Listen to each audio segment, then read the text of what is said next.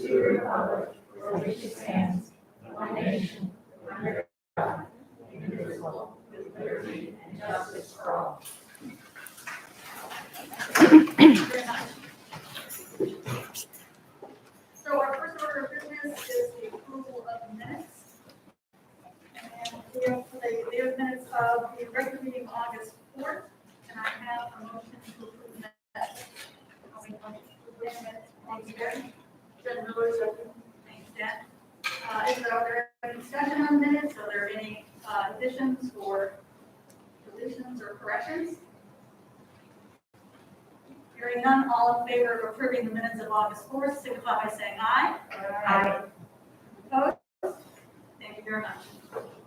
Our next order of business are visitors, and I'm glad to see that we get lots of visitors this evening.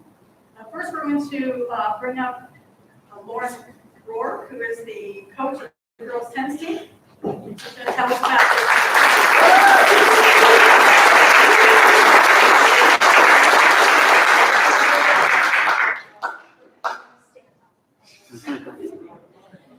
So first of all, I'd like to thank all of you for recognizing us tonight and for all the support that you and the community have given us throughout the season. We loved playing on our new tennis courts this year. All the schools that came to visit kept bragging about how great they were. So thank you very much for that. If you are not aware, our girls tennis team this past season went undefeated, 20-0, and we ended up winning the state small division championship. So just thank you, girls.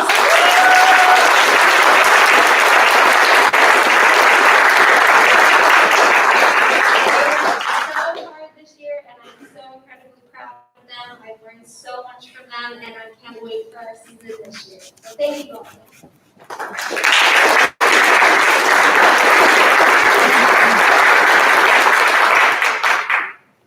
We want to congratulate you again.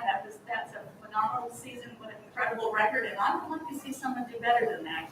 So that'll be the challenge for this year, right? Thank you very much. Next on our agenda are reports from our student representatives, and we have two new representatives this year. We have Elise Bernardo, right? And Andrew Edward. You guys can take it away.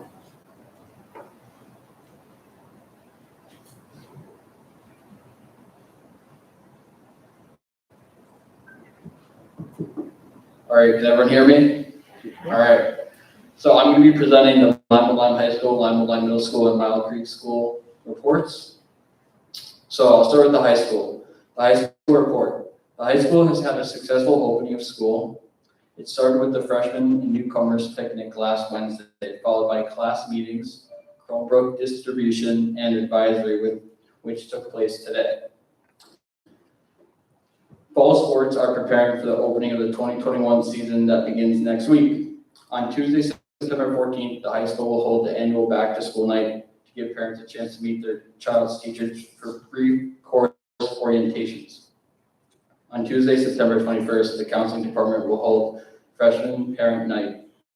The junior parent night will be held on Thursday, September 23rd.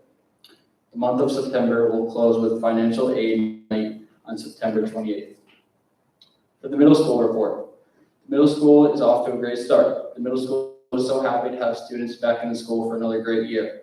On Wednesday, August 25th, the middle school welcomed the sixth graders for orientation and tours, followed by ice cream provided by LYSB. Additionally, an evening meeting occurred to welcome and inform our new parents about the middle school and its operation. The first day of school brought welcome smiles and excitement from both students and staff. Chromebooks were issued this week, and school-wide testing of our universal testing assessment is underway. The middle school would like to thank Ron Turner, Brian Howie, and the entire maintenance, summer, and painting crew for making the middle school look clean and refreshed. The middle school gym floor was completely refinished, and it now is a mirror of the high school floor. And the courtyard was cleaned out, and now is the home to an amazing covered outdoor classroom. The faculty and students at the middle school are looking forward to a successful year. For the Mile Creek School Report, the students at Mile Creek have had a wonderful start to their school year. The students and staff are grateful over the hard work the custodial and maintenance teams put into making our school look great for the first few days of school. The Mile Creek School has welcomed 6 new teachers to the building. Students have engaged in community building activities and getting to know one another through other different in-class activities. In each class, during community meeting time, students are developing classroom agreements representing the positive actions and choices they will make together to reflect their commitment to the school-wide pledge, which is to be safe, be kind, and do my best. I will be sharing the reports for Lyme School and Center School. The class of 2034 was welcomed on August 6th to the Center School. During the opening days, students have been busy learning the routines of preschool. They are exploring the playground, participating in morning meeting, experiencing specials, and generally getting used to being a student in our full-day preschool. This month, the students are learning about the color red, and the shape of the month is the circle. Also, students are learning the A-B pattern, and they are all working on their All About Me posters. The artist of the month is Henry Mattesi, and students are reading The Kissing Hand and The First Day of School. On August 25th, we welcomed new and returning families to Center School with teacher-led tours. On September 22nd, we look forward to back to school night. For Lyme School, the students were very excited to begin the new school year. The staff had their classrooms set up to welcome students into their new learning spaces. The custodial staff worked hard over the summer cleaning and waxing the entire building. A big shout out to our custodians, Loda and Jen and Tim, for doing such a great job. During the first 2 days of school, teachers discussed and reviewed their classroom routines and expectations for learning. The students quickly jumped in back to school mode, attending their unified art classes, going to recess, and having school lunch. The Lyme School staff would like to thank all of our parents for having their children ready to attend school. This helped us have a very smooth opening. Thank you very much. I wonder if we could just recognize the young ladies on the tennis team. I'm not really sure. I don't know any of them personally, but I was wondering if maybe I would like to see that too, actually. Can I have everybody introduced? You guys want to stand up? All right, so we do have 2 seniors that did graduate and unfortunately couldn't be with us tonight, Laura Wallace and Sophia Ortega. They're off to college now, but they promised they'd come back and help with practice next year. So we have Abby Esperanza, Fiona Hufford, Izzy Reynolds, Alexis Fenton, Elena Morawski, Callie Bass, Libby Bass, Samantha Tan, Aggie Hunt,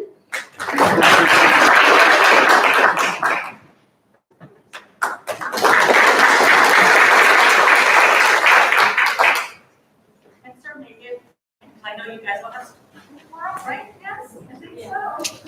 If you would like to go ahead and introduce yourself, that would be. thank you. Thank you.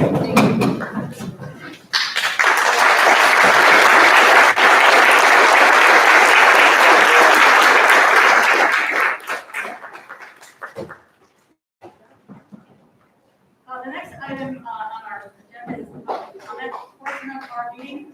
And I do know that we have a lot of people here that are probably interested in speaking about about masking in our schools. What I would like to do prior to that is to ask if there's anybody here who would like to speak at a different time so that you don't have to wait. Is there someone that would like to speak on a different topic? All right. So, because of the fact that we have quite a few people here this evening, what I would like to do is to, I would assume that most people are here are either supportive of the masking policy in the schools currently, and people who are not. And I would like to see if those groups could select 3 or 4 speakers to represent their point of view, and we will have those people speak. And then we also then have a sign up list where you can record your name and your town, so that you can show your support for either one side or the other. And that will be included in our minutes.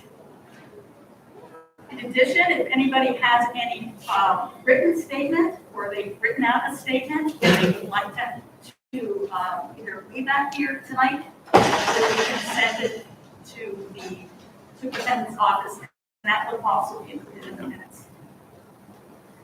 So I'm going to give you all a few minutes to see if you can kind of maybe organize yourselves a little bit, so that we can select, or you can select, as I said, 3 or 4 speakers to represent your group's particular point of view.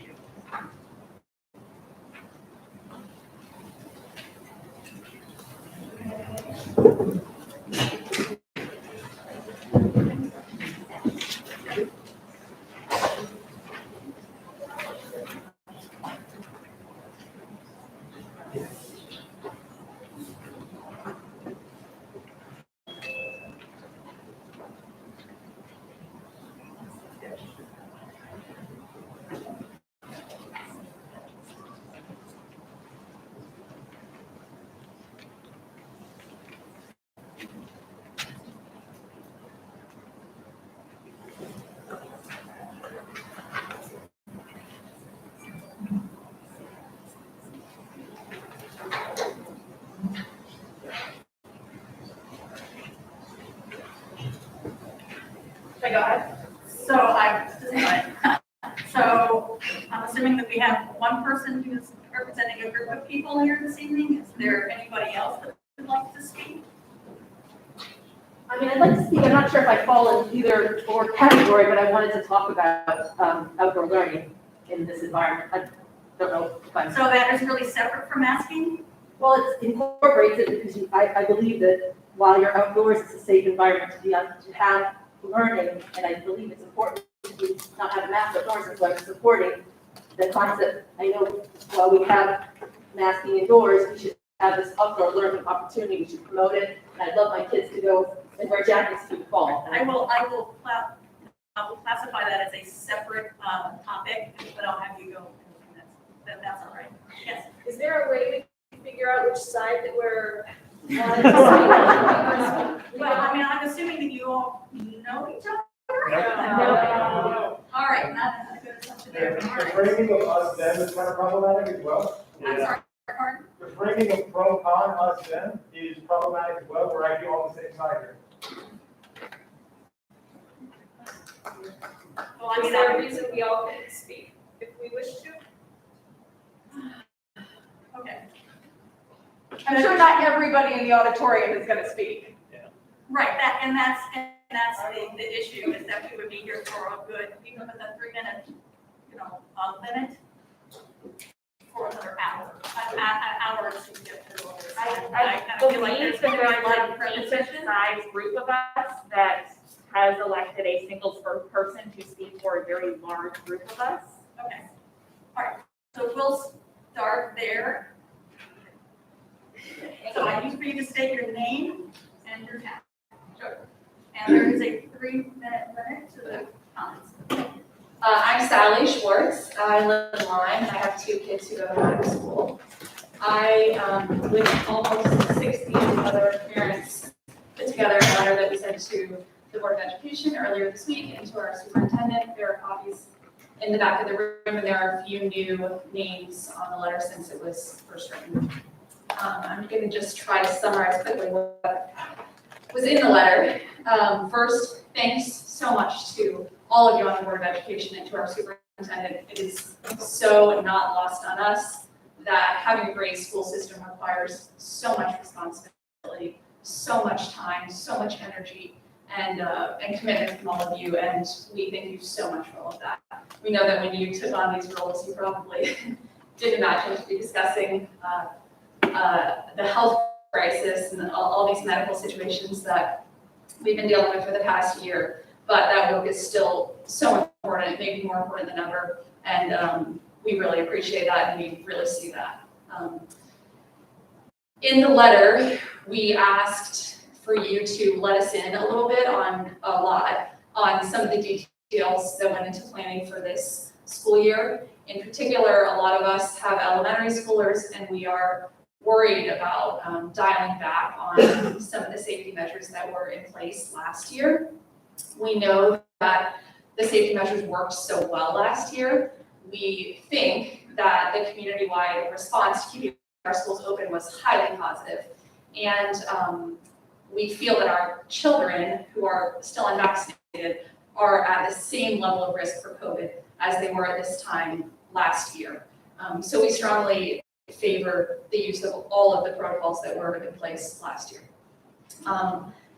Secondly, we would like to know a little bit about what you expect and what you foresee for this year. Are you using any guidelines, any metrics, any thresholds, contingency plans, et cetera? We would like, if you could, for you to respond to as many of the questions as you can that we put into the letter that took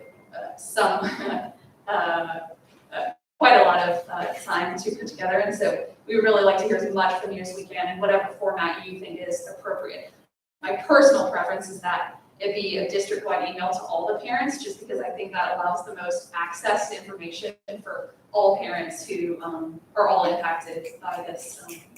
And so with that, just thank you so much for your commitment. We want to offer you an attitude of cooperation and just gratitude and a positive approach for moving forward together to keep our schools open this whole year. Thank you so much. And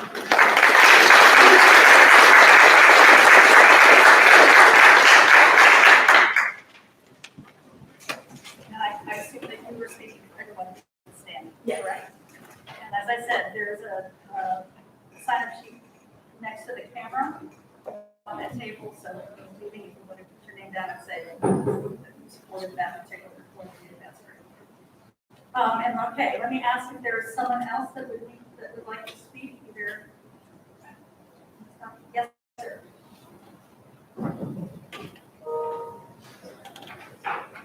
So again, please state your name, your town, and you have a 3 minutes. Sure, I'll be quick.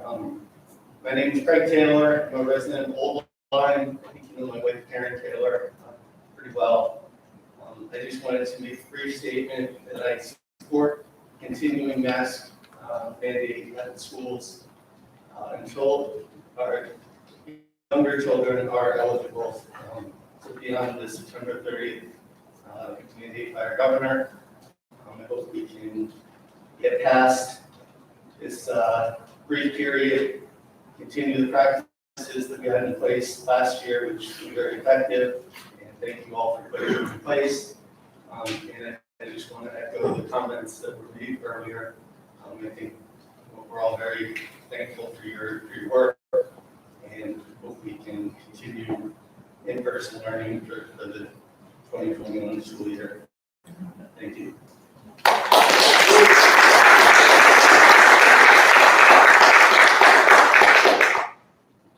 All right, is there someone else that would like to speak?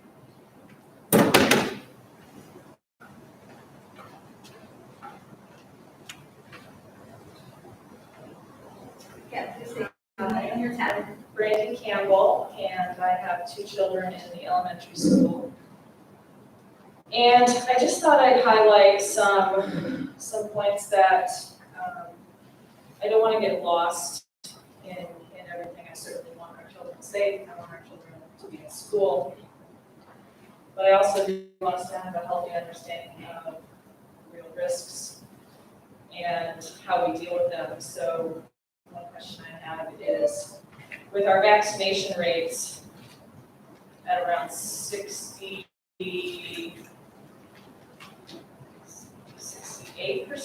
plus natural immunity, when do we say we don't wear masks? So that is one point.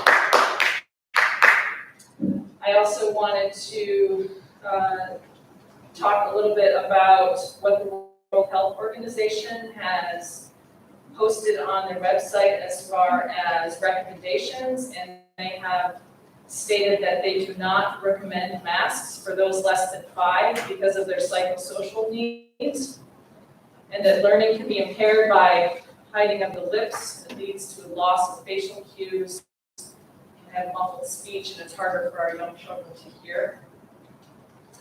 WHO, along with UNICEF, also says that children 6 to 11, that there is potential impact on learning and psychosocial development, and the decision should be with parents, and I underscore parents, teachers, and medical professionals.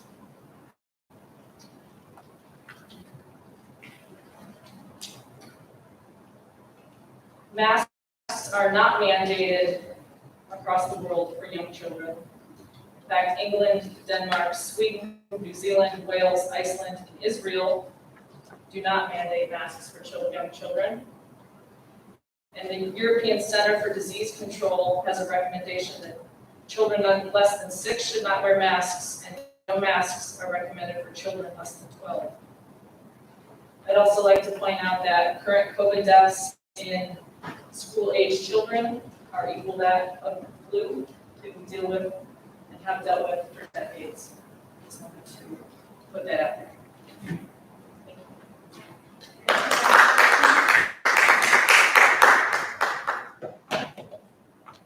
Okay, is there anyone else who would like to speak? Yes, If I speak loud enough, can I speak from here, or should I go there? please come down here.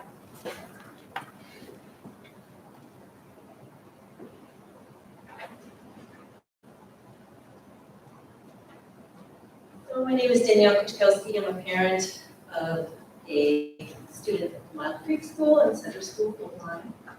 And I just wanted to say that I appreciate everything you've done to keep our schools open. I'm also a teacher at a middle school that was remote and home a lot last year. It was a real struggle.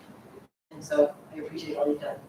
I spoke about outdoor learning last year because I think it's a really nice way to keep our kids safe and also encourage what we know, social, emotional needs and communication. And so I'm very happy that we have that now this year, and that there is talk about possibly an outdoor classroom, which I'd love to learn more about. So I, as a parent, would be happy to send my child to school bundled up so we could have outdoor learning as long as physically possible. So I just wanted to speak up to say that I think it's great that we can do that, and I hope we can do more. Thank you. Thank you very much for your comments.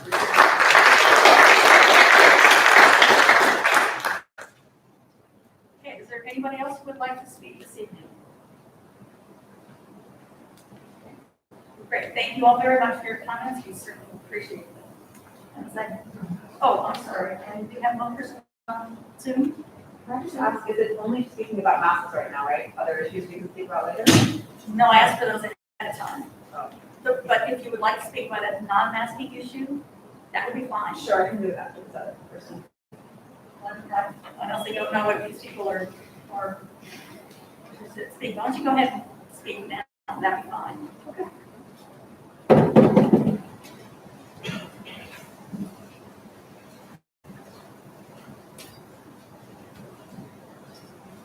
I need your name and your town. Sure, I apologize that I came in late.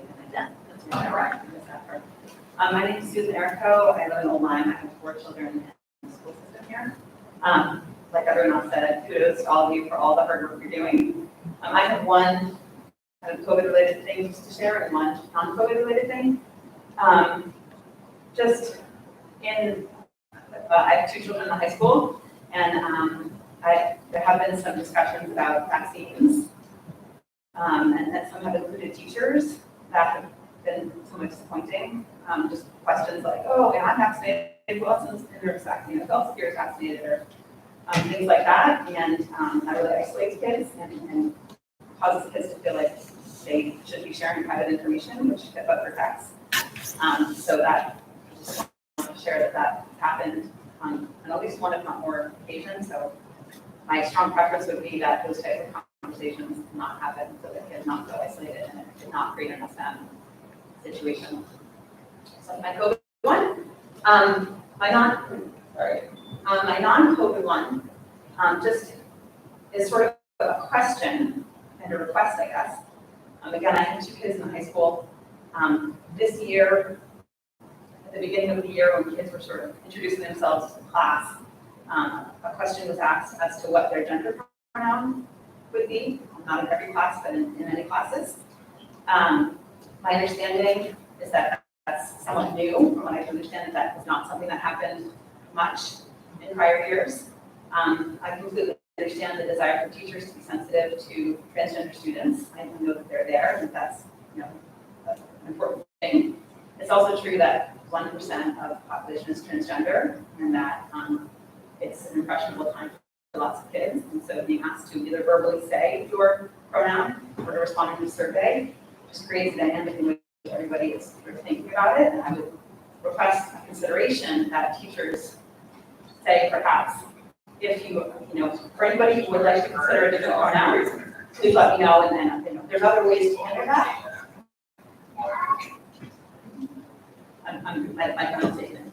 If the school is going to normalize that, I think communication with all parents would be helpful. These are good conversations for parents to be having with kids at home if they're going to be asked what their pronoun is. That communication hasn't happened. Whatever the school's policy is should be communicated. And there may be other ways that have a broader consensus among all parents about how this can be handled. That's my request. Thank you. Thank you very much.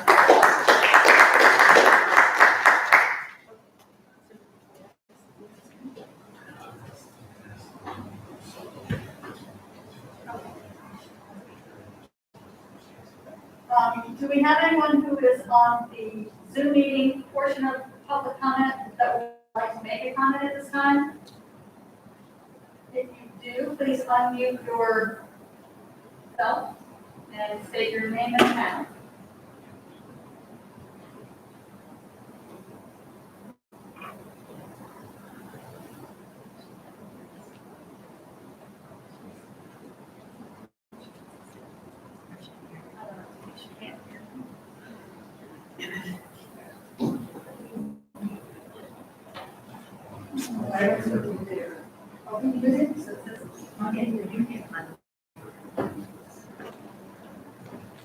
Hey, Chelsea, would you like to give a public comment at this time?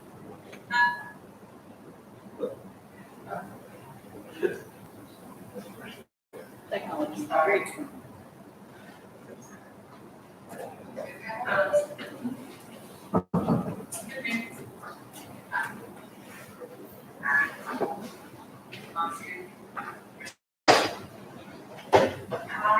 It's hard, it's really hard to understand you at this point. Maybe we need to try unmuting again.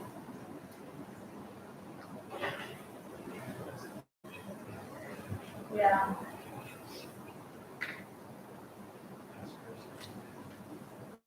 So I also see that Chris Feld is also on the Zoom meeting. Would you like to give a comment at this time?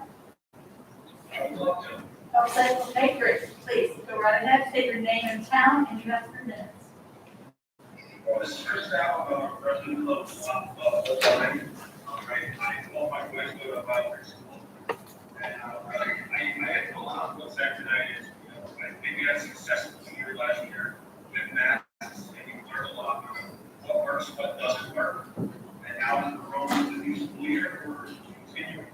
And I think as we continue to learn, as at the end of this month, when we cover jobs, massive mandates from hours, I think we need to continue to learn and continue to move forward in the direction that's in the best interest of our student learners and our teachers. So I think I applaud for that, and Ian did a great job last year, and leading into this year, starting to reduce those restrictions so we can get back to normal. I appreciate everything you guys are doing. Great, thank you very much. We appreciate your comments.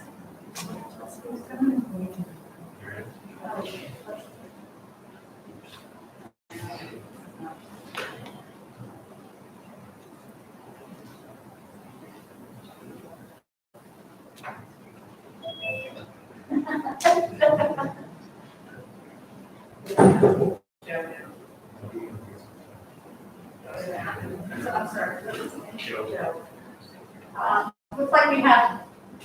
someone else who would like to give a comment? Joe, if you'd like to go ahead and unmute yourself, please say your name and your town, and you have 3 minutes for comment. I have 2 boys in the system. One is a third grader, about 3 years old.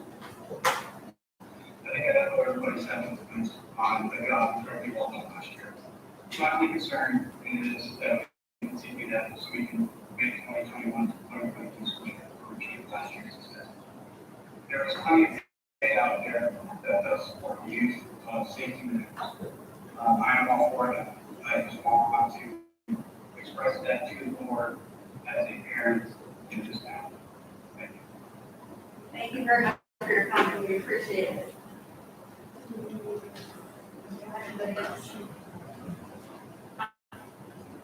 If they're all done there, I have something I wanted to add. I'm sorry, pardon? I had a public comment I wanted to make, if they're done on the Zoom. I think we are indeed finished with the Zoom. All right? Yes. Great. Please state your name and your town. Yeah, my name is Isabel Barber.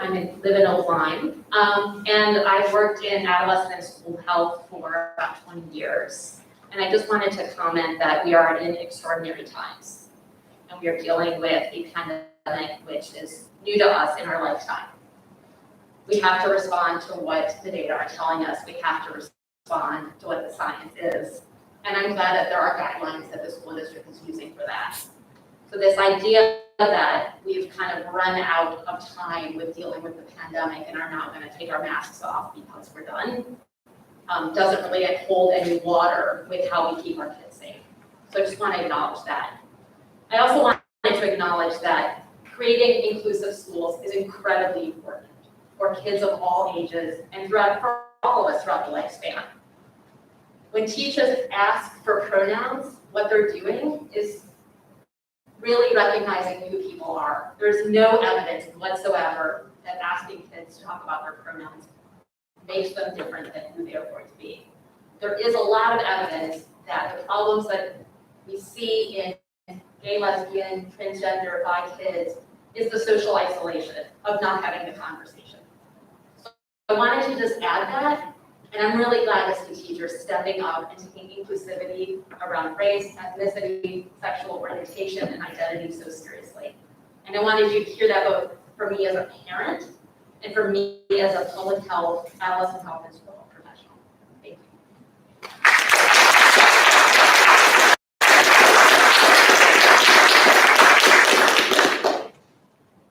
Okay, is there anyone else who would like to make public comment this evening? All right, then, well, I thank everyone for coming. You can certainly stay for the rest of the meeting. Feel free to do that. If you'd like to sign the sheet that's in the back next to the camera, please do so. And we certainly appreciate your comments. The next item on the agenda is the superintendent's report. And I'm going to turn that over to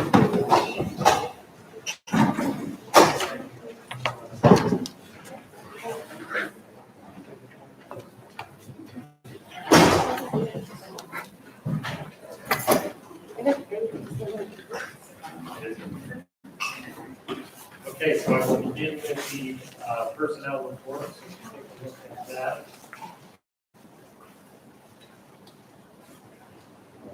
As you can see, we still have a few openings. Our NGSS consultant K-3, which is really a part-time transfer position. More importantly, we are looking for our teacher, a long-term substitute for one of our teachers in middle school for pretty much the remainder of the year from October on. We still do have a few openings for instructional assistants, but we are in a far better position than we have been in previous years in terms of filling those spots. We are looking for a 10-month technology facilitator at a high school. One of our people, they moved to the 12-month position, so they open up a 10-month position. We did have a last-minute resignation in preschools, so we are looking for a pre-K teacher, and those interviews are in process now. And we are looking for a Spanish teacher at the middle school. That too is a position that we are currently interviewing for, as well as a pre-K through 5 instructional technology specialist. Unfortunately, those teaching positions are not due to last-minute resignation. So jobs that are closer to home or in another subject area that they want to teach, which we simply didn't have an opening in. I won't go through all the appointments, because as you can see, we've been doing quite a bit of hiring. We have filled a number of positions, but I feel like we have a great team in place this year. They're prepared to work with our kids and make sure that they are getting the best that they can out of their education. As you see, we did have a couple of resignations and retirements, and we have filled all of those positions except for the ones that I mentioned. So really just that teacher was one of the last minute resignations. So we will be looking to fill that in the meantime, we do have substitutes in those positions. And in fact, some of the teachers that I mentioned here did extend their stay a little bit. So for example, Mrs. Ms. Fairchild, it worked for us up until today, actually, and then she moved to the new district that she's going to. Obviously, Mrs. Howard is still here at the middle school, but will not be here from October. Any questions on personnel report? Okay, I wanted to talk a minute about the enrollment report, and there's some very interesting, well, I find it interesting data. I don't know if everybody else will.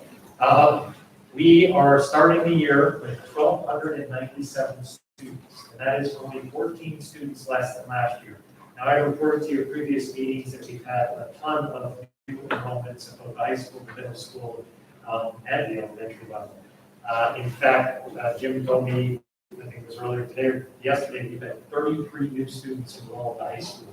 We had 18 students, new students enrolled in 1 week in the middle school, the week before school started. So if you're wondering, well, wait a minute, that math doesn't add up, why aren't we above where we were last year? The difference maker, if you compare last June's file, which I have open here, the difference really is in our pre-K program. So if you look at the high school, we currently have 446 students at the high school. Last June, we had 450. That's only a difference of 4 students. 272 students at the middle school as of today. Last year, we had 275. 3 students difference. Lyme, we had 196, or we have 196, and we have 201. We had 201 in June. So again, difference of only 5 students. Mile Creek, we did have pretty significant growth. We actually grew by 18 students there from last June. But the big difference, and that really covers the 14, we had 107 students in the pre-K program last year. And if you recall, because of COVID and the number of students choosing to be remote was really the only way we were able to avoid having an additional classroom there last year. But this year, we're back down to what I would consider a more normal size with 87 students with all of those students in attendance.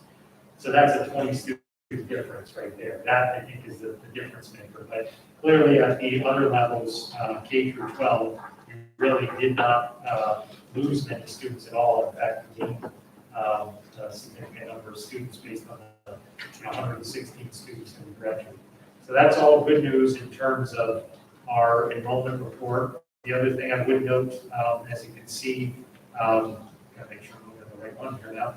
Our enrollment report, you can see we have 10 tuition students as well, which is right where we were last year, even though we did graduate some. So that's good news as well. Any questions on the enrollment report?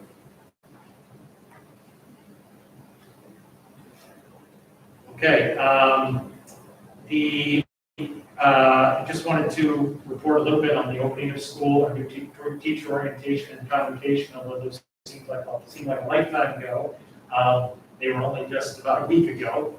We did have our traditional new teacher orientation for all of our new staff. The first day, we really had an opportunity to introduce ourselves, tell them a little bit about the district, and then we go for our annual bus ride tour where we actually take a school bus around each one of the schools so every member of the staff can get to see what all the schools look like.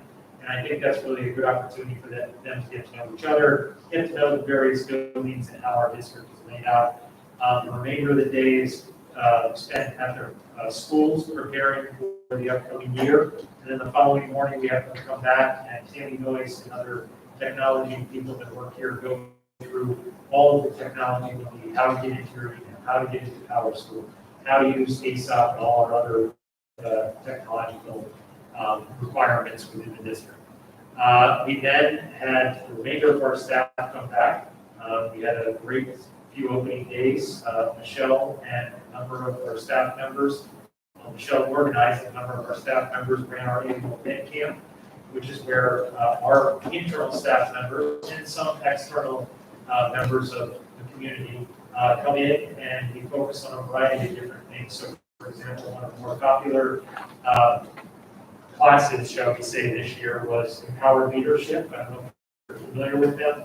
They used to be out of Middletown, but they moved their location and they really come in and teach leadership skills to all of our staff members and team building and things like that. And that was an active experience that our teachers really enjoyed. We had technology opportunities for people, so it was really beneficial. We had our convocation outside on one of the hottest, muggiest days of the year.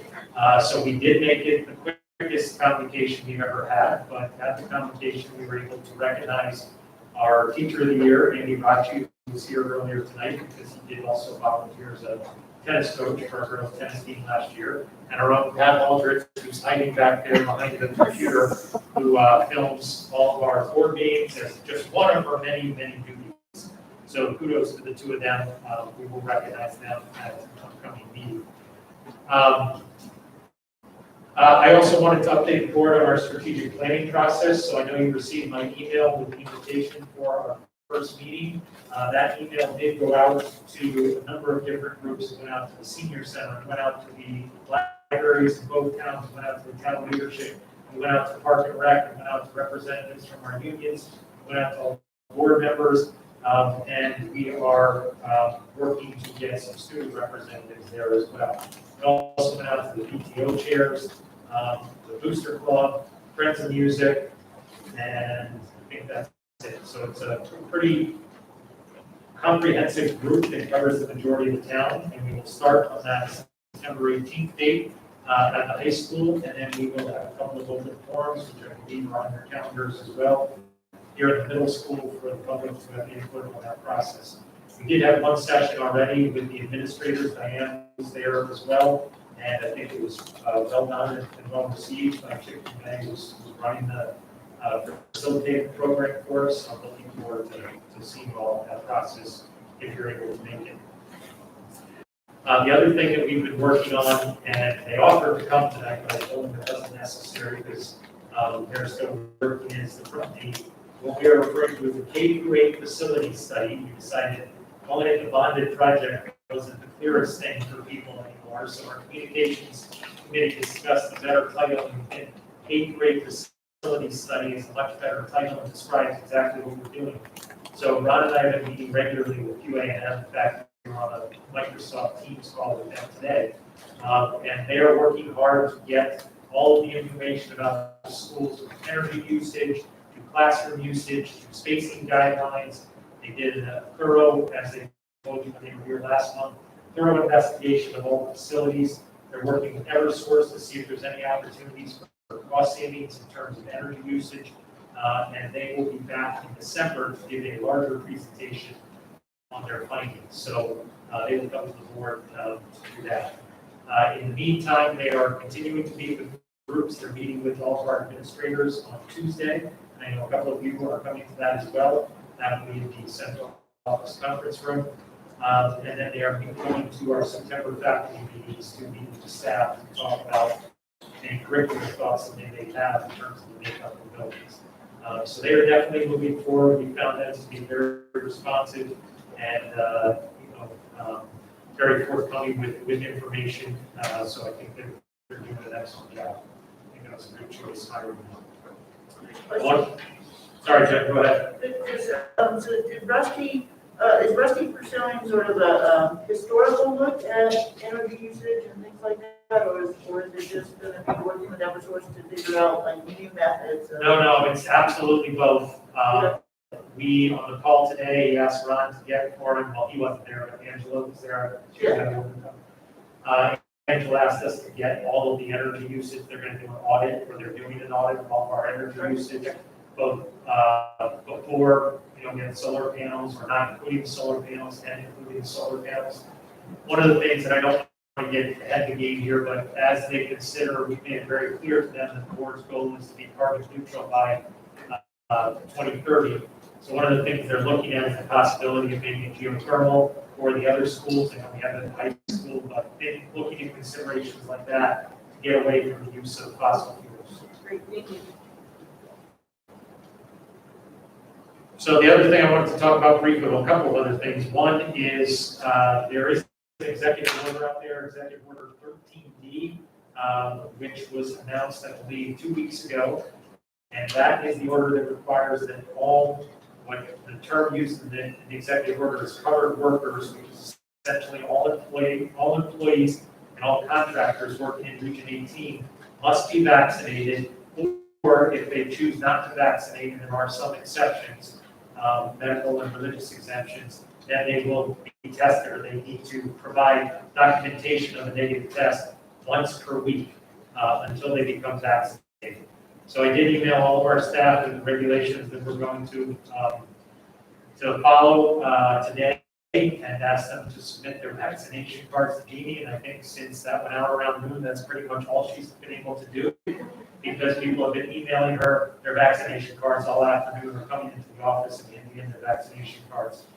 So hopefully by September 17th, which is the cutoff date, I will be able to give you an accurate assessment on how many or what percentage of our staff is fully vaccinated as defined by the CDC, and what percentage will be testing on a regular basis, or a weekly basis, I should say. Any questions on that? And then finally, I wanted to talk about just some of our, because obviously this is a topic of discussion tonight, some of our mitigation strategies. I don't know how many you're familiar with this document, and I know you can't see it, I'm just holding it up here, but I will read some of the highlights to you. This is Connecticut's updated guidance for the use of mitigation strategies in Connecticut's pre-K through 12 schools. And this is the guidance that we've been using to make any adjustments to our mitigation strategies this year.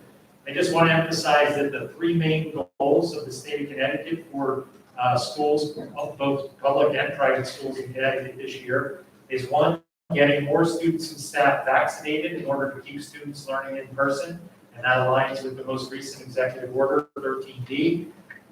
Getting students, and number two is getting students and staff back into schools and onto the field and keeping them there, which has obviously been one of our goals for the entire last year and will continue to be one of our goals. And the third main goal is loosening some of the mask restrictions and other mitigation strategies in schools. Now, again, the caveat with that is we are only going to do that, as we said, if health measures allow us to do so. So, one of the things we talked about is obviously the governor's mandate, but we also are constantly monitoring, as is DPH, Ledge Light, and our district medical advisor, what local health measures are, both in our region, in our state, and in our schools. So I just want to, harp on that point a little bit because it's important. Some of the mitigation strategies that they talk about in terms of loosening are those that were found to be completely ineffective.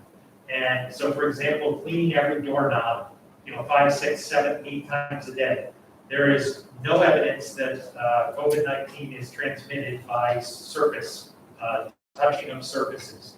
And again, I am not a doctor. I am not saying this as I know this is fact. This is what has been reported to us by DPH, by epidemiologists who work there, both Dr. Matt Carter and Dr. Mel Creed, as well as our district medical advisor, Dr. Seekamp.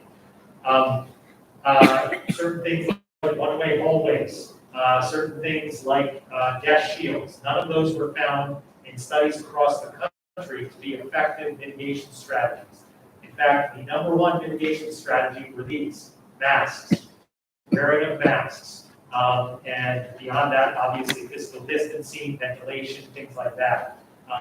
So yes, we did get rid of some of those things like gas shields, one-way hallways. We are not having our custodians go around and clean every doorknob and clean off every desk every time after someone uses it. But we are continuing to wear masks, and we will continue to do so clearly through September 30th. And as someone pointed out tonight, we will continue to evaluate and assess the necessity of that as we go forward and make decisions based on science and based on what's safest for our kids. So this is broken down into various subject areas. The first is vaccination. Obviously, there are some changes in terms of quarantine periods. If you're fully vaccinated and you are identified as a close contact and you are asymptomatic, you do not need to quarantine. For the few cases we've had so far this year, we have had a number of adults who have been fully vaccinated, and even some students at the high school level who've been vaccinated who did not have to quarantine because they were fully vaccinated and they were asymptomatic. So that is working well. There were some allowances, just so you know, we didn't adopt necessarily everything in here. There was an allowance in here to have teachers take their masks off while teaching if they were fully vaccinated. We decided not to do that because I think for a couple of reasons. One, I think it will confuse our younger students. They wouldn't understand necessarily why a teacher is allowed to take their mask off and they aren't. Plus, we try as educators to model what's good behavior for our students. So I think at all levels, it's important to model what's good behavior for our students. And as our two high school students can imagine, if the teachers had the masks off, you can imagine how many high school students would be asking, well, wait a minute, not vaccinated, why do I have to wear a mask? So everyone is wearing a mask in school. Which brings me to the next point, mask wearing. That is required, universal mask wearing is required inside all pre-K through 12 public or non-public school buildings when students are present. Physical distancing, they did change the requirements for physical distancing from 6 feet to 3 feet in classrooms. And again, with the caveat where feasible, not all classrooms across the state is it feasible to do this. We're very fortunate that our class sizes are relatively low and we are able to keep kids apart. And we try to keep them even further apart in certain areas, but 3 feet is that minimum standard that's being used by the state across the state. Cohorting, despite the fact that we are not specifically saying we are cohorting, because we didn't do it at the high school level, it was not possible, and we did it last year at the middle school level, but it was really cohorting by an entire grade, so I'm not so sure we could say that was cohorting. The elementary school cohorting hasn't necessarily changed. Our students, and that's really just by the nature of how elementary schools work. One kindergarten class doesn't go next door to visit the other kindergarten class. That does not happen. Will they see each other outside of recess? Yes. Will they be able to take their masks off outside at recess? Yes. So, but guess what? That was the case last year. We did not cohort at recess. Students were allowed to be outside and play, especially towards the end of the year when they didn't have to wear masks outside. One of the other recommendations is screening testing for staff. This is a little outdated because obviously come September 27th, there's an executive order that's going to override that. Ventilation is another one of the recommendations. We did not change any of the settings in our buildings for ventilation from where they were last year. So we're doing the exact same thing that we were doing last year in terms of ventilation. Hand hygiene. If you recall, last year we put in sinks in all the cafeterias. We have these big slop sinks in every single cafeteria across the district. Those remain in place. And we have always, and even when COVID hopefully goes away, we will always encourage our students to clean their hands. That is just good hygiene. And so we will continue to emphasize that. Staying home when sick. I can't emphasize enough how important this one is for both students, staff, and even parents who are dropping stuff off to the schools. We, again, are emphasizing for people. In fact, we refreshed all of our signs on the front doors, reminding people if they have any symptoms, they should be staying home and either working from home or as a student staying at home and doing work from home. Contact tracing, isolation, and quarantine, as I sent out to everybody, and I think I sent a copy to the board. There is an updated guidance in terms of contact tracing. It's not drastically different than what it was last year, but does include vaccination status in there, as we talked about earlier. Cleaning and disinfection, I mentioned that earlier, that the recommendation from DPH is to go back to your normal cleaning standards. There is no reason to clean every surface after in between each class. So we've just gone back to our normal cleaning practices, which include, obviously, cleaning at nighttime and during the day, cleaning the cafeterias and any other messes that come along. School buses, there is an actual federal order. This is above a governor's executive order. There's a federal order that on all transportation, so if any of you have ridden a subway, flown in a plane, ridden a public bus, you know that there's a requirement for masks there. So students will be required to wear a mask for as long as that federal order is in place and possibly longer on buses. The other recommendation for the buses is opening windows on buses, which our students do quite often. So we will continue to do that. And those are their main areas. They talk a little bit in here about athletics, but that's really driven by the CIAC. Arts instruction, which has not changed from last year, arts obviously including music. The requirements and recommendations for music have not changed.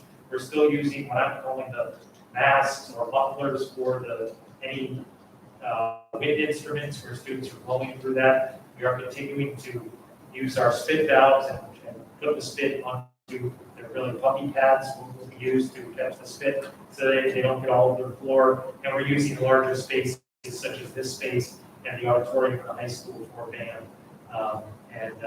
We will look, I already spoke to Jay and Christine about possibly doing another concert outside, so we will look to continue to do those sorts of things as we go forward. The other question that has come up that is not covered in this document, but has been covered in previous documents from the state, is about remote learning.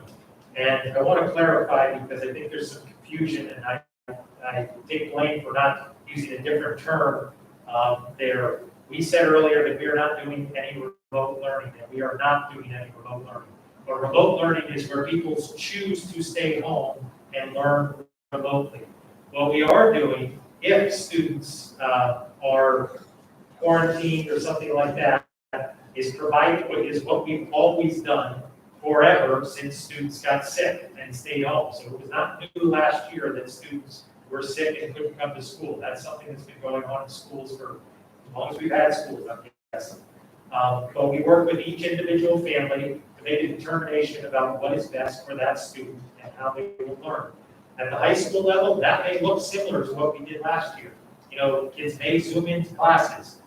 They may not feel well enough to Zoom into classes, and they may just, ask the teacher to send them work. That's something that we will do on an individual basis. In a kindergarten class, we're probably not going to have a 5-year-old get on a computer and try to Zoom into a kindergarten class. Because to be honest with you, it wasn't the most effective model last year, and it's not really necessarily appropriate for a 5-year-old to be sitting on a computer for that long during the school day, or during any time, to say the least. So I want to clarify the difference between remote learning and what we are doing for our students when they are out. But the question has come up, what are we doing for those students? And like I said, that would be individualized based on the needs of each student, their grade level, the classes they're in, and what they're capable of doing. So one of the things that we are looking at, because I know there were some questions from various members of the audience, is putting out a frequently asked questions that will address some of those things that I just spoke about this evening. So hopefully that will clarify for some of those people who are not sure what our position is, what that position is. Yes. Yeah. There's 2 questions.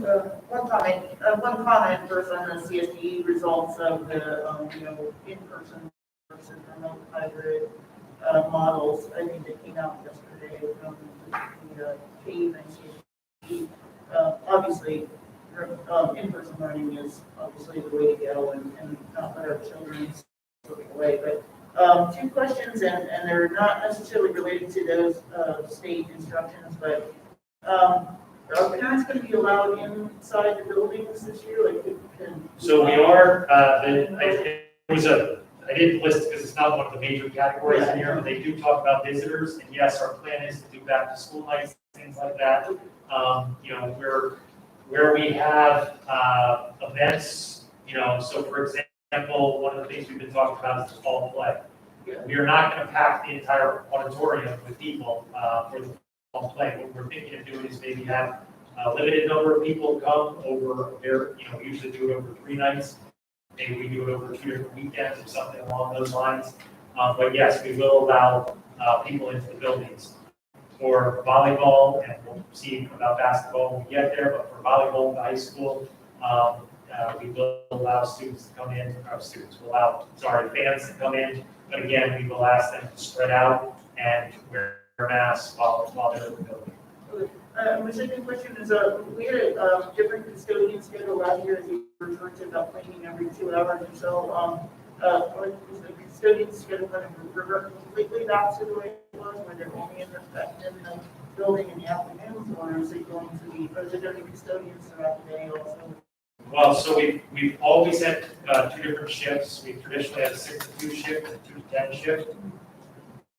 Pretty much we're going back to that, but there are some in-betweens, Ron, is that correct? So there's a few people that we're going to bring in just to manage lunches and make sure that things are getting cleaned up. But the majority will be going back to their normal shifts. So the buildings will continue to remain open until 10 o'clock. We've had some questions from the public, like from Don Bobby about Park and Rec using the facilities. We are going to allow, Park and Rec and other groups to use the facilities in the evenings when students aren't here. Obviously, as long as they follow all of our rules, we do intend to open up the buildings to the public again. Yeah, I have a ulterior motive for asking that question about that. No, that's fine. Thank you. Along the same lines, volunteering classes for parents, is that part of that? So we will still intend to allow volunteers or mentors, etc. It's interesting because the executive order 13B is very specific in saying that volunteers do not need to be included in that, but we are required that they wear masks at all times.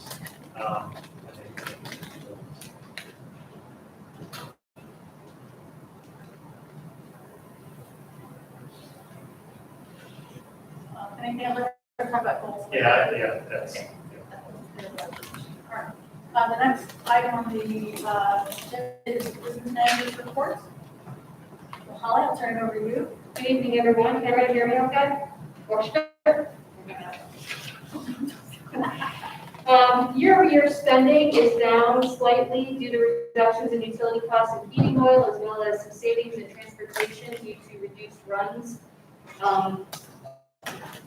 based on what's actually happening versus what was budgeted. And we will see even greater savings in transportation as another run was recently reduced. Hopefully by now everyone is aware that there is a nationwide driver shortage for school buses, and we are certainly not exempt from that. It's been a little tricky this past week in getting these runs where we need them to be and be able to transport children to and from school in a timely manner. Situation that we are working on daily, and we do have a meeting tomorrow with our bus company to work on some strategies, goals, long-term contingency plans, etc., so that we can be a little better prepared if we find ourselves shorter drivers, which of course we don't want, but the bodies simply aren't there to hire, and if they are, it's at least a 5-month training process typically, a lot of which is mandated by the Department of Motor Vehicles. So we are trying to get these drivers. It's not something that you can hire today and they're driving tomorrow, so it's a long-term process. But our staff is working very hard, both in the schools and our transportation company, to continue to do what's best for our kids and get them to and from school safely. Back to the financial report, and the only other thing that I was really going to bring your attention to that might jump out a little bit on the report is that our special education spending is way up year-over-year due to the timing of some encumbrances for special education therapy and evaluation. Oftentimes, especially with special education, it fluctuates when it goes against the books. It just depends on when the invoices are received after services are rendered. So last year, I think I was reporting most of the year that we were down, and now we're higher. So it's just the timing of the invoices. Revenue perspective, from Old Lyme through August 31st, we received just over $3.5 million. From the town of Lyme, we received just over $1.2 million. Any questions on the executive budget summary before I jump into contingency? All right, and contingency, we've got an additional $4,224 for labor and materials to replace the split system in the server room in center school. Got to keep that expensive equipment nice and cool so that we can continue to be effective in our learning in that school, and that leaves our contingency balance at $189,776. Any questions on that? Thank you for your time. Great, thank you very much, Holly. Appreciate it. One thing I'll mention, if our student representatives would like to leave now, that would be absolutely fine. Realizing, of course, you have school tomorrow. Probably have some things to work out, so if you would like to go ahead and leave, that's fine. Stay more than welcome to stay. The next thing we're going to do is our educational presentation. I'll be turning it over to Michelle Dean for that.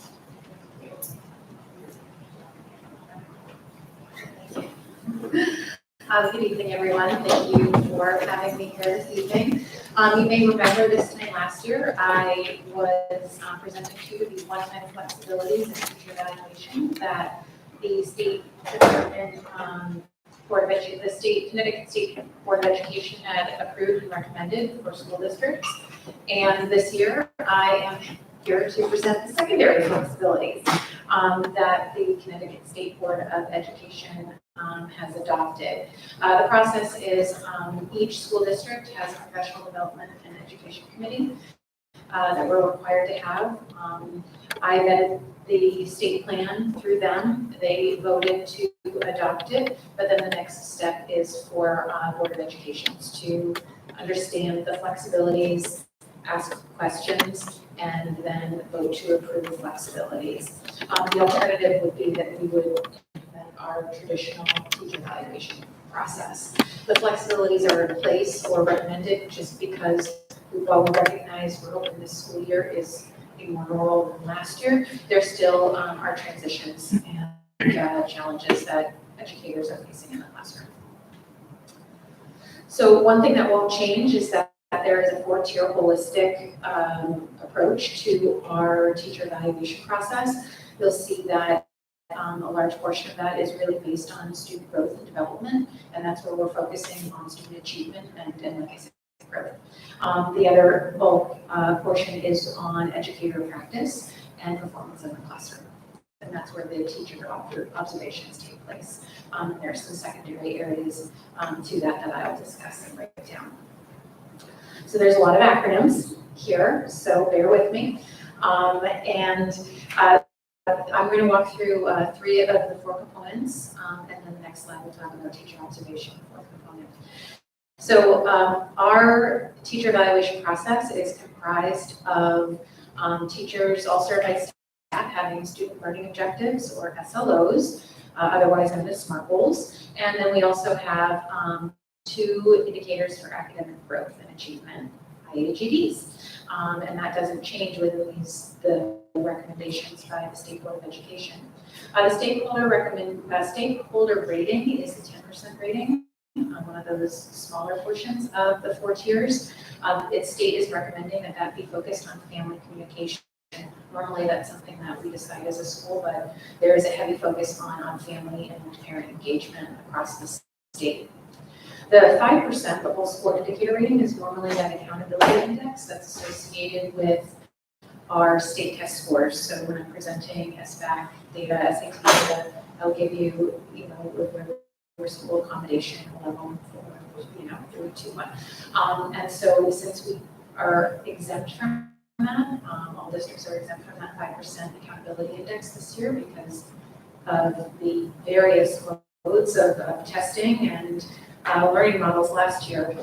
The state is recommending that each school or district adopt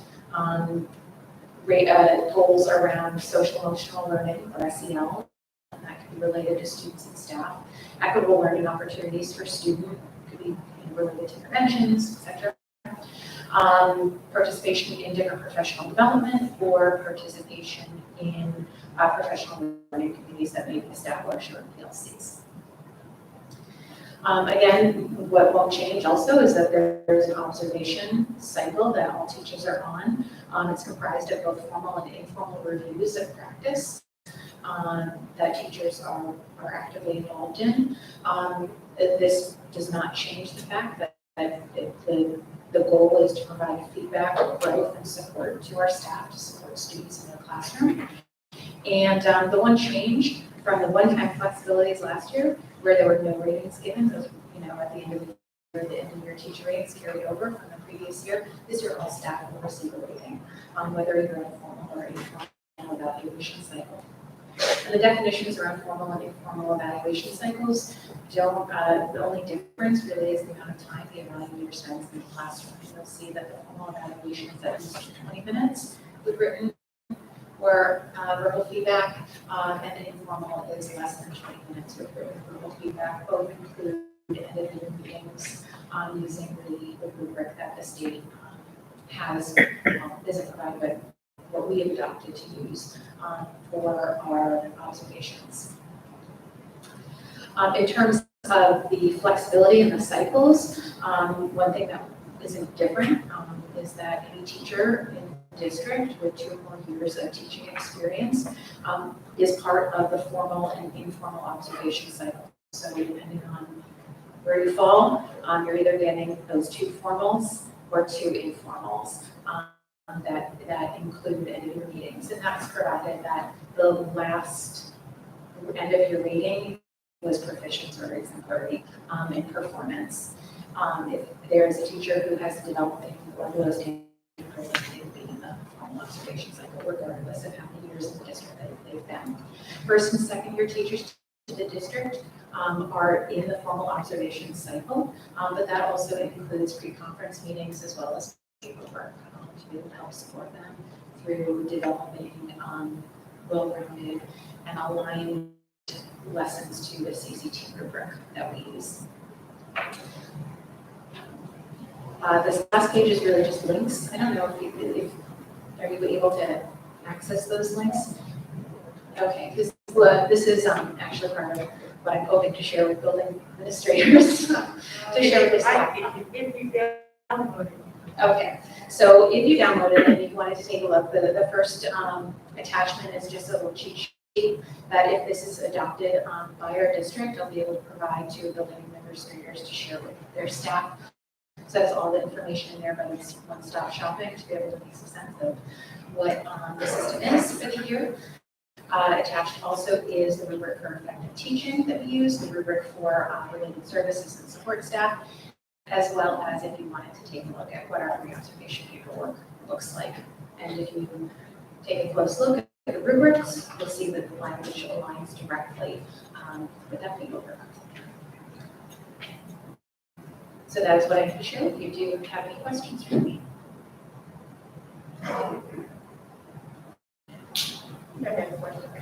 Yes, sure. I'll back to one of the earlier slides on the second or third slide. Sorry, using my finger instead. So on the parent feedback, is that historically has that been, how has that been collected through parent teacher meetings?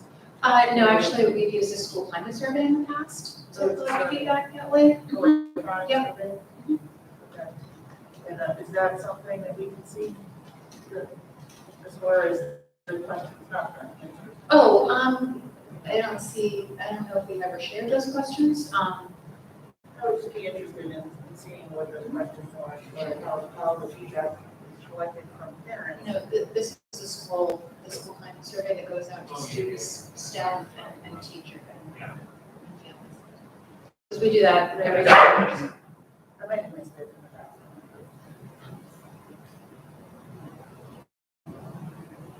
And then I'm just, in the observations from the teachers, I'm assuming it's from some other staff member or peer review with the. No, it's a building administrator who's designated as their evaluator. And so all of our administrators have been trained by the state so we're calibrated in terms of the process and the use of the rubric to be able to have consistent observations. Any questions? Just kind of said the whole review, how is this different from what we were doing last year? The major difference really is that everyone's getting a rating at the end of the school year. That's the major difference. Last year, I think the state took ratings off the table because of any additional pressures or not even knowing if we would be in school to have formal and informal observations. And so I think that working with educators from across the state, they decided to take that off the table. However, that also means that any first-year teacher didn't get a rating last year. They got observations and feedback, but they haven't been part of this, cycle. So I think that it was important that everybody gets a rating to get back into the rhythm of that. So typically, what we were doing prior to the pandemic, was it only first year teachers that go through formal and anybody who No, and that's where I talk about that cycle. So every 3 years, you cycle back to a formal observation. And the difference, if we were to implement our current evaluation, we would have informal evaluation as one formal observation. It requires a pre-conference, post-conference, informal would be 3, informal observations, 2 of which require those meetings and the paperwork. So really, a lot of this is trying to take the additional work off of teachers so that they can do what they need to do in their classrooms, as long as they've had previous ratings of proficient or exemplary. Michelle, for the new teachers, last year, you didn't get a rating. They sort of got a year where they don't get a rating, but they still have the 2-year process, and then the 3rd year they help in the process of the house. Yes, and correct. It just because teachers didn't get a rating last year doesn't mean that they didn't get formal observations. They were still part of that process. We just didn't say proficient. So we just didn't do that part. Everything else was the same in terms of feedback.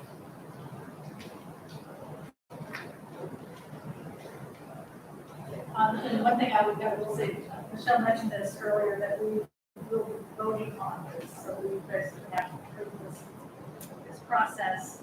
So again, questions? Stay dry. Right. We have to go outside. Any other questions from anybody else? All right, and going on, the next item on the agenda are the chair and committee reports. From the chair, the only thing I would stress again is to remind everyone that we do have 2 really important things going on this fall. One is strategic planning, and the other one is the K-12 facilities study. Yes. And I realize that this is going to take some extra time, extra meetings, but those are both very, very important. So I certainly hope to see everybody on board there. The strategic planning on the 18th. I hope to see everybody there on Saturday morning. What time is it again? 9 o'clock? There you go. That'll get me started. All right, now we'll move on to committee reports. Facilities compliance. So the facilities plan should not, the next meeting is for the October 5 o'clock that day. And communications and policy, We did have a meeting. Susanna's not here tonight, but the minutes are attached and they were also sent to you separately. I think it was yesterday. So they are there, and I think we're going to be reviewing the policies later on that we discussed. probably the main thing that came out of the communication was we were mainly talking about the focus on education and how we can use that for these initiatives going on this fall, where we're looking for a lot of community and parent input, strategic planning, and also the facility study to be able to get that information out to people in time for the meetings to actually be occurring. So we're going to be moving up the focus on education. It's going to be coming up hopefully a little bit earlier than it has in the past. So we'll be able to get that, those dates and times on everybody's calendar in the community. So that was an important part of the community aspect of the communications aspect. Any questions on that?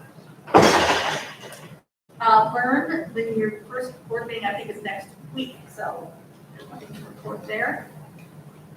And the coalition, special coalition?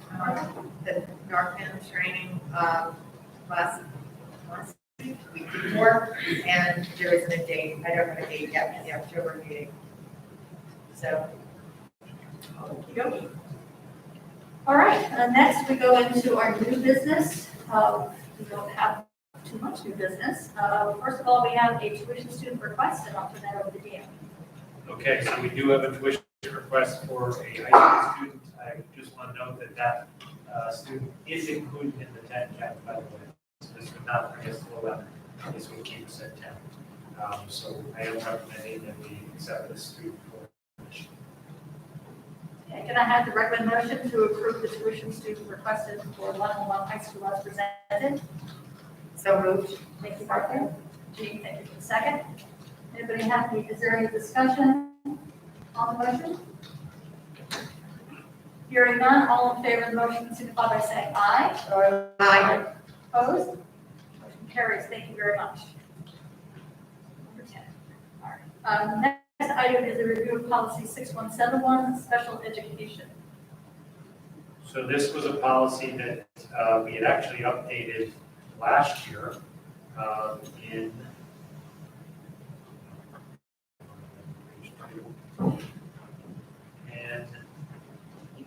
April. But there was one piece that we must have either overlooked or I can't remember the timing if we didn't have this information at the time, but that one section does need to be taken out because it's not in line with how Connecticut is interpreting the law anymore in regards to the age in which we provide services to students. So that paragraph needs to be removed to be sure that we are in line with the new interpretation of the law. And that is the only change. That's the only change with this one. We did talk about a couple other policies. One is quite lengthy, which we still haven't finished going through, but we will get to soon. Okay. This is a first read, unless we feel that there's no need, since it's a relatively simple change. We're going to have a motion for that. I'll ask for that if someone would like to. I would like to move that we accept this policy, We have to wait sorry, first. I would like to make a motion to waive the second reading of this policy, 6171, and proceed to a vote tonight. Second that. Thank you. Is there any discussion on the motion? I feel pretty strongly we approved it when it was adopted. It's come before the board very recently, yes. Anyone else? All right, so the motion on the floor is to waive the second read of this policy. All in favor, please signify by saying aye. Aye. Any opposed? That passes, so we can go on and actually vote on the policy itself. If I could hear a motion to accept policy 6171 on special education. So Thank you, Steve. Second? I'll second here. Thank you. Any discussion on that motion? Hearing none, all in favor of accepting policy 6171, signify by saying aye. Aye. Any opposed? Motion carries. Thank you very much. All right. And then the last new business we have is the state flexibility in teacher evaluation program. And we just need to have a motion to approve the flexibility teacher evaluation program as recommended by the PDEC. Professional Development and Evaluation Committee, in case you're wondering.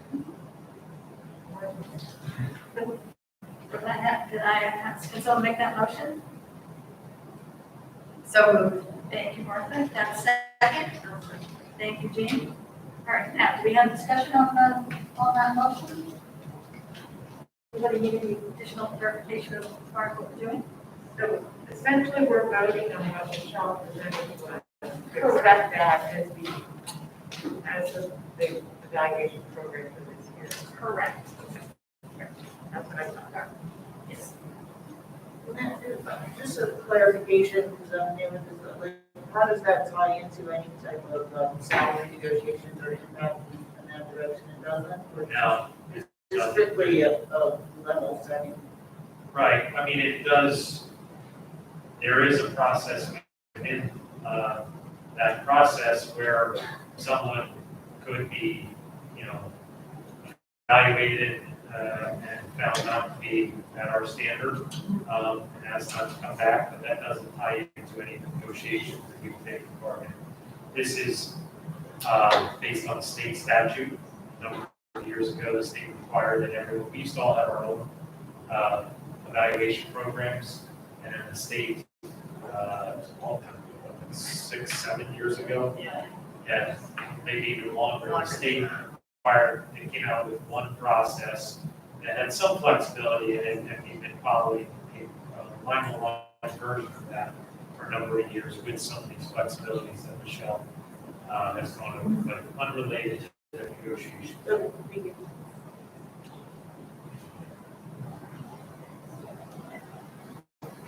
Any other discussion on the motion?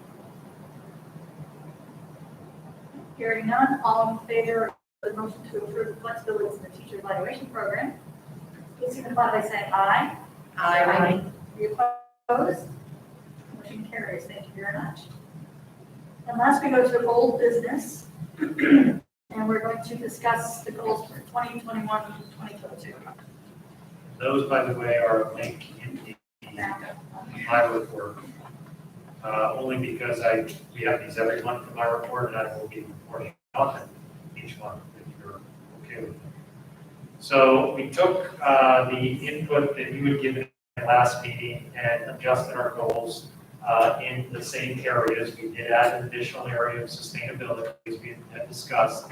I just want to review these. Bear with me. I want to go through each one of them and answer any questions and explain them if you have any questions. The curriculum goal is to use multiple points of data to evaluate academic and social emotional progress over the last 18 months in order to inform instruction, supports, interventions, and when necessary, development of supplemental programming. And the reason we wrote the goal that way is, if we recall, I think it was Rick actually who came up with a question about how last year it impacted the students and what we were going to do to try to address any potential learning loss. So we're going to talk about that as we go forward. In fact, Jen, you had mentioned earlier that the state results for SAT and SAT just came out. And I can assure you, Michelle has been spending an inordinate amount of time reviewing all of that data, and we'll present that to you next month. So you'll have a chance to take a look at that. Keeping in mind that that's not the only factor that we look at for all of our students, but it is a good benchmark measurement. And there won't be any comparisons, right? Well, that's the thing we've been talking about. They didn't tell us that. It's not like a normal year, because we don't get too far ahead of ourselves, but there's no apples to apples comparison, because, for example, there are very few districts like us who kept everybody in school. So if you look at it, there's 3 different groups. There's the full in-person, the hybrid, and the remote, and they broke the scores down that way. So it's a bit of a nightmare for Michelle to try to kind of organize all that data, but I can assure you she'll have something for you come October that will make sense. Yes, I even consulted our math department to make sure we had everything correct. So human resources continue to provide ongoing support for staff to ensure existing and new employees have the resources necessary to perform the duties of their jobs at the highest level possible. We really didn't change that much from last year, because we feel that that kind of summarizes where we should be in supporting our staff, and I think we did that very effectively last year and want to continue to be able to do that. So that one isn't drastically different from last year. Community, invite community involvement, and feedback in preparation for upcoming renovations and strategic planning. As Diane said, those are kind of our two of our big initiatives this year, so we want to make sure that the community feels involved and informed about those projects. Facilities, this is another one that we didn't change drastically, because this is kind of an ongoing goal. But monitor and evaluate facility safety and technology plans to ensure appropriate use improvements and maintenance of buildings, grounds, and infrastructure. Again, it kind of covers everything we're trying to do with our facilities and our technology. Sustainability, that's a new area for goals. So our goal here is to continue to explore and adopt processes and programs that support the district's vision and mission of sustainability. So I mentioned last time that Holly and I have been having ongoing discussions with the bus company. Well, they've kind of been put on the back burner because of the driver shortage, but besides that, we have been having discussions about electric buses. As I said, Ron and I have been talking to QA&M about when we look at possible pre-K grade renovations, what can we do in terms of the use of fossil fuels and moving towards a carbon-free future. So we will continue to look at those things and report on that on a monthly basis. And then Board of Education, through professional development and training, transition new members into their roles and share processes and procedures that support the high standards and expectations of Black and Lyme. We spent a lot of time talking at our retreat about how to integrate new board members onto the board and explain their roles and their responsibilities. Steve even offered to post something in his house. I forgot to see. So we can, help people understand what their role is and how they can help support the district. So any thoughts, feedback on those, questions? You are going to continue your Friday notes to us? Yes, I didn't do that last week because it was only a bit a week, but I will do that this week, yes. Can I just add maybe on their community that, not just involved in the feedback for, our upcoming strategic plan. I think maybe what I might be hearing is a little bit more, I won't say transparency because it's kind of overused word, but maybe more than just the insert in the quarterly newspaper and things like that. I think maybe just a little bit more communication in general might be helpful. Period. And that's something that gets talked a lot about at the communication committee. Yeah. And working with Bridget. It's just what other avenues and methods and technology or not technology we can use to try to reach out to the community. And I think that the renovations in the strategic planning is two important things, but we've also talked about it in terms of budget, in terms of material. And after we approve the budget, so in February and March, to try to get out and say, okay, who can we go talk to, who would be willing to talk to us in terms of talking about the school budget. Even just like the protocols that Ian outlined tonight, as far as visitation on campus or things like that. I mean, I think those would be useful little tidbits to just keep circulating out there. And not everyone I know goes to the Lyme-Old schools Facebook page or Instagram page, but I don't know. It just seems like maybe a little bit more outreach could be helpful. You could add something, Jen, to add this spitballing here, but invite community involvement and feedback in a variety of areas, but specifically in these two areas. I mean, so it's more broad, but it also focuses on those two as well. You know what I'm trying to say? Yeah, that's totally what I'm trying to say. So. Right, good. No, I can work on wordsmithing that one a little bit for the next meeting, and sort out on that. We do the final adoption of the next meeting, is that correct? We do it this meeting.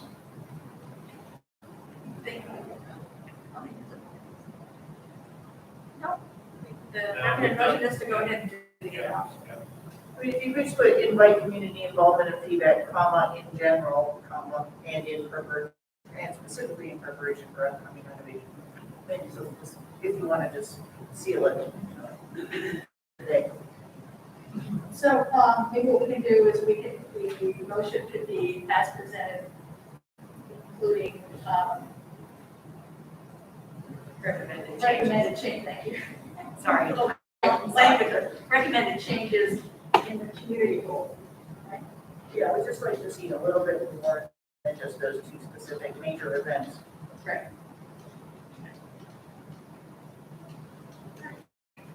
Let's go ahead and, let me hear the recommended motion. Addition there. To approve the 2021-2022 district goals as presented. The recommended changes to the community goals. So move, Steve Wilson. Thank you, Steve. Has a second? Jen Miller, second. Thank you, Jen. All right, so is there any other discussion or any questions for Ian on the goals as it? Can I just build on what Jennifer said? It's not directly related to the goals, but just in terms of the communication. And you mentioned Instagram and the school page. Have we thought about utilizing some of the other pages on Facebook, like either the town website and publishing the Board of Ed minutes and then our respective other committee minutes? So either doing it very formally through the town, so town will Lyme Facebook page, town of Lyme Facebook page, because I know the committees in those respective towns publish their Board of Finance meeting minutes, the conservation meeting minutes, etc. Or could we do it through People of Oak Lyme, People of Lyme?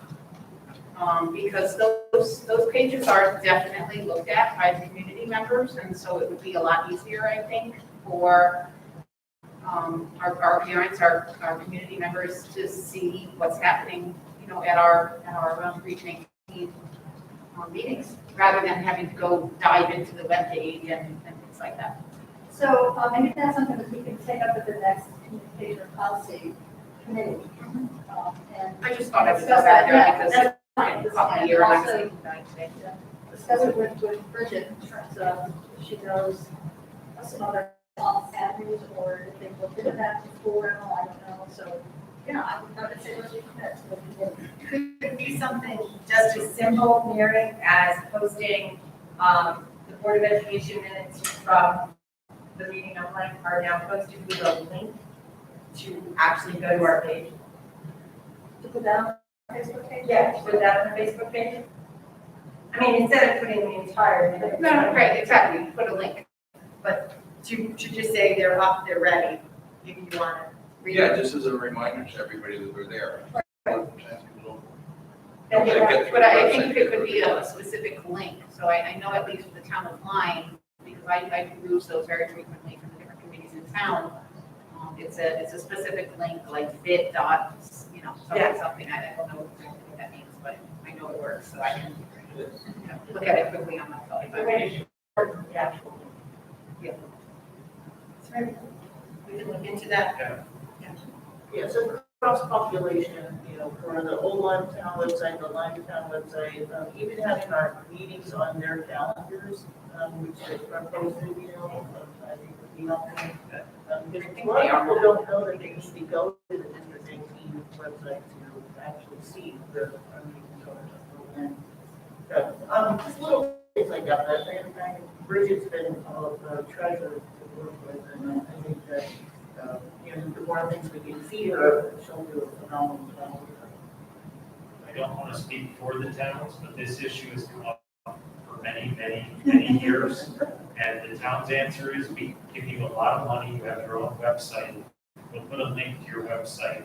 And I'm not faulting them, they're running the town and they're giving us money to run the school system. So I don't think they'll put, all of our meetings on their calendars. They have a link to our website on both their sites, but we can certainly put stuff on our own Facebook page. I mean, I can bring it up again at our community leadership meeting on Friday, but I don't think that's going to, I don't see that happening. Put it that way. I don't think that's very community-like. We can do a full on. No, I think they can see it as we have our own website, we have, it's. Well, yeah, I mean, I think there may be a few of us that can help, maybe change that. Yeah. Cool.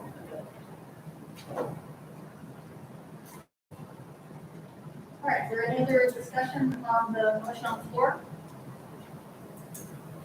All right, hearing none, all in favor of the motion, please signify by saying aye.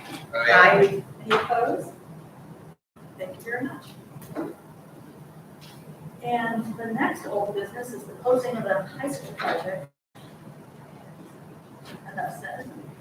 Someone have a need for an executive session?